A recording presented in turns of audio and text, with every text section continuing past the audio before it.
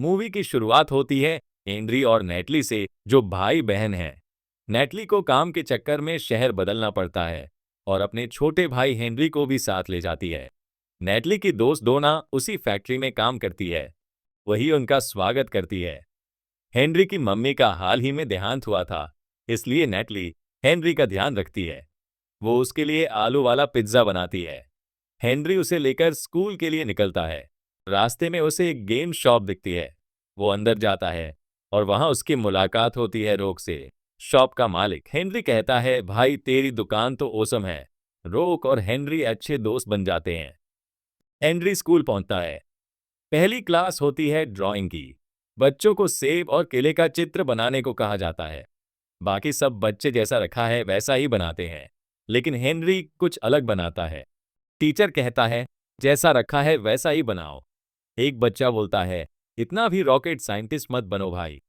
Henry जवाब देता है, क्या रॉकेट साइंटिस्ट बनना बुरी बात है क्या? और फिर वो बना देता है एक स्पेस सूट। लेकिन वही बच्चा उस सूट की पाइप काट देता है और सूट उड़ के जाकर एक फैक्ट्री में गिरता है, जहां नैटली काम करती है। अब स्कूल की प्रिंसिपल हेनरी को कहती है, किसी रिश्तेदार को बुलाओ। हेनरी बुलाता है रोक को। रोक उसे फिर अपनी दुकान में ले जाता है। हेनरी अपनी बुक में देखता है, सारी गिनती तो ठीक है, फिर भी सूट उड़ क्यों नहीं रहा?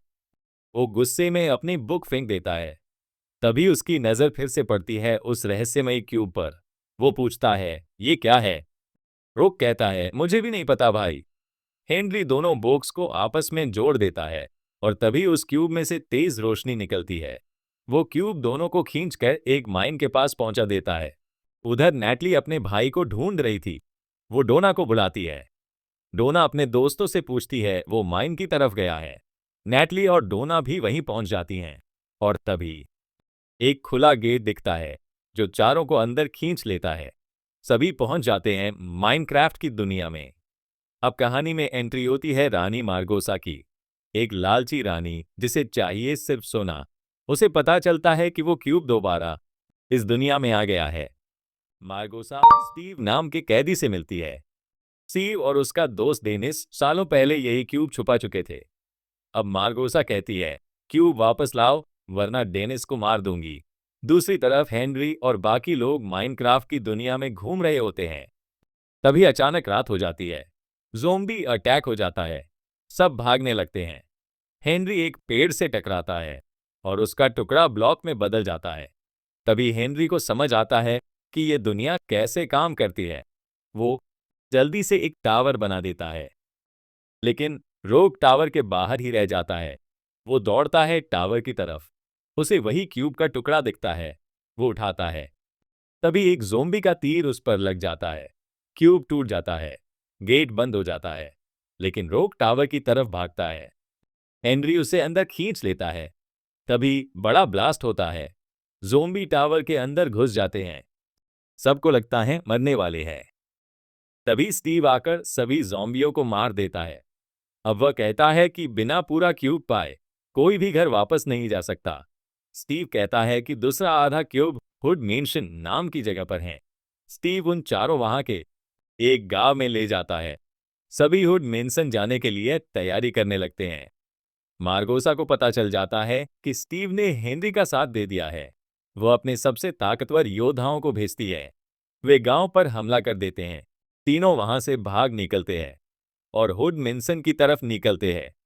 हेनरी किसी तरह मेंशन में घुसकर क्यूब का दूसरा हिस्सा ढूंढ निकालता है। लेकिन जैसे ही वे भागते हैं, मार्गोसा आकर क्यूब छीन लेती है और अपने सैनिकों को तीनों को मारने का आदेश देती है। रॉक अपने दोस्तों की जान बचाने के लिए खुद पीछे रह जाता है।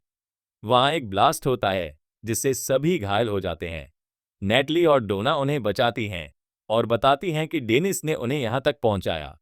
अब मार्गोसा अपनी पूरी सेना बुला लेती है। हेनरी और उसके दोस्त भी हथियार तैयार करते हैं। दूसरे दिन एक जबरदस्त महायुद्ध होता है। हेनरी गेट के ऊपर पहुंचकर क्यूब लेने की कोशिश करता है, लेकिन मार्गोसा का सिपाही हमला करता है। तभी रॉक एक बलून में आता है और हेनरी को बचाता है।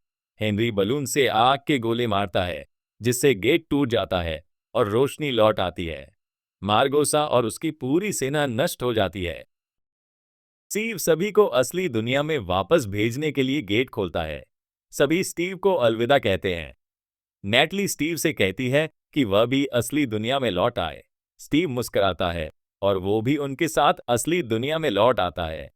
मूवी यहीं समाप्त होती है।